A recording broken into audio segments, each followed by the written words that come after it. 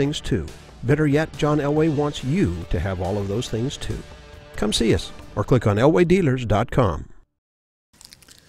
The Sports Show with Woody and Les and everyone else. Let's go right to the phone and bring in Ryan Songalia. Let's go to Skype and bring in Ryan Songalia, who covered the fight. We had Ryan on a couple of weeks ago before the fight to talk about it, and it turned out pretty much the way we thought it would. Mayweather winning on points. Ryan, of course, a reporter at Ring Magazine and also a member of the Boxing Writers Association of America.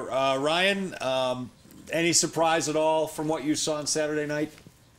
The fight was basically how I thought it would turn out. I thought that Mayweather would fight very cautiously, intelligently, and that's exactly what he did. He didn't have to take chances, so he didn't. And I think that actually was why the fight wasn't as entertaining as it should have been. But, this was never going to be that kind of a knockdown, drag-out brawl like a Hagler-Hearns. This was always going to be two fighters in the twilight of their careers, just going out there and doing what they do. I don't think, Ryan, I would ask you, I don't think it did the fight game any good, though. This fight brought in millions of people who really didn't care about boxing. And after it was over, I got the feeling that most of them would say, what was that all about? I mean, why? It's kind of like the Broncos we talked about, sort of like the Broncos-Seahawks game where you go, oh, boy, that wasn't anything. A lot of hype, but it didn't live up to it. But they didn't see, they hadn't seen Floyd Mayweather in his entire career. That's the way he's always boxed, that he is a smart, defensive, take an opportunity. And what happened was, it seemed to me that Manny had to make the entertaining aspect of the fight, and he didn't do that at all. Well, people, they may have been anticipating some kind of a Mike Tyson guy. When they see Mayweather, he's very muscular for his weight, but that's not the way he fights, as you said. Pacquiao was coming forward, but he wasn't doing so intelligently. I felt like he was coming in straightforward. He wasn't coming off the sides and angles like I thought he would. And then he would let Mayweather get out to the left because he couldn't throw his right hook. He's saying that he had an injury, but in boxing there are no excuses. So by letting Mayweather get out so much, he wasn't able to make the fight as entertaining as it could have been. But I feel that the fight, people knew what they were going to expect. They wouldn't have been as disappointed. But I think that what it was good about it was that you saw technical boxing. You saw a guy who kept trying to the final bell.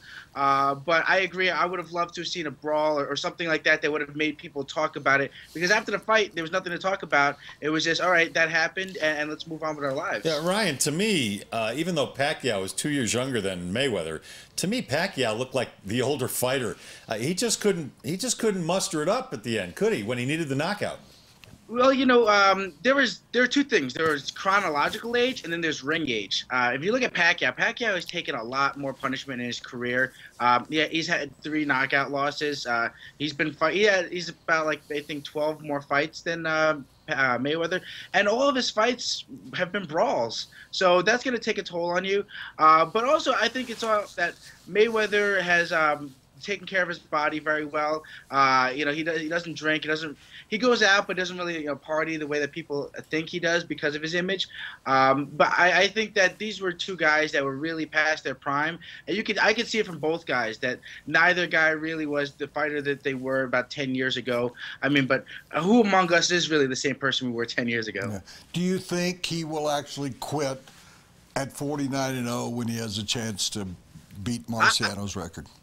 Well, I think that, from just what he says, that the mark doesn't mean as much to him as it does to the media. I think that what means more to him is money. And when you're able to go out there and say, all right, well, this is my last fight, people are going to pay a lot of money to do that, just to see it one last time. But if he goes out there and says, well, if I went to 49-0, the people wanted another fight, I'll take another fight, they'll give him more money. If you keep saying that every fight's your last fight, the people are going to pay, even if the fight doesn't seem as appealing. You're absolutely right. Cher and Kiss have had more farewell tours than anybody in the history of the world. They're still farewelling right now, I think. Ryan, what's the craziest thing you saw Saturday night, either inside or outside the ring? You know, Las Vegas is always crazy. You know, especially when you have a big fight. I mean, it was amazing because I was just walking around, like taking in the atmosphere on the Vegas Strip, and I saw a guy dressed up as Don King, and I was like, wow, the guy really looks like Don King. And then, you know, there's just madness. You know, you have people wearing the TMT shirts. You have people with the Philippine flags. But what was the craziest thing was that I didn't see any TMT hats. I didn't see any Philippine flags in the arena because the real fans couldn't afford the tickets. You know, you had guys like Magic Johnson in there, Michael Jordan. You know, it was a fight for kings and queens. The true fans were hanging out at the bars, paying $150, $200 to have a glass of water and watch a 36-minute boxing match. Yeah, that's the most special point. It's sort of like the Super Bowl in that you're not filled with 75,000 fans at a Super Bowl. You're filled with corporate people money. Who are corporate sponsors, and that is probably the best point of all, because we heard earlier how quiet it was during the fight in the arena until Pacquiao would seemingly get a punch in, but that was it wasn't a fight crowd. It was a money crowd, is what it was. You know, the best boxing crowds are whenever there's a fighter from another country fighting against a Mexican guy, because the Mexican fans are the most passionate fans in all of boxing.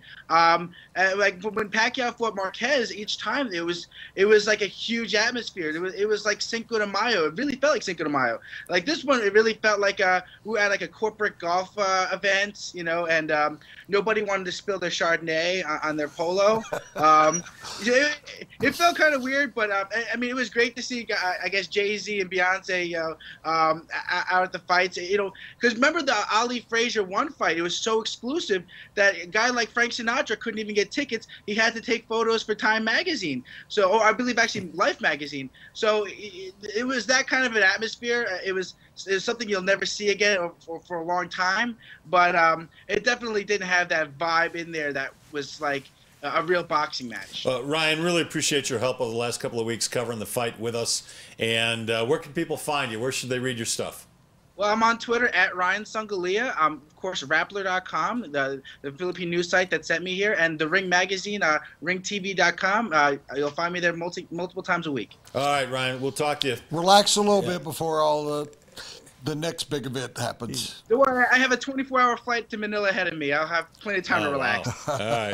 Well enjoyed. Thanks, Ryan. Drink a lot. Ryan Songalia is a reporter at Ring Magazine. That's where you can find him. My friend Louis Black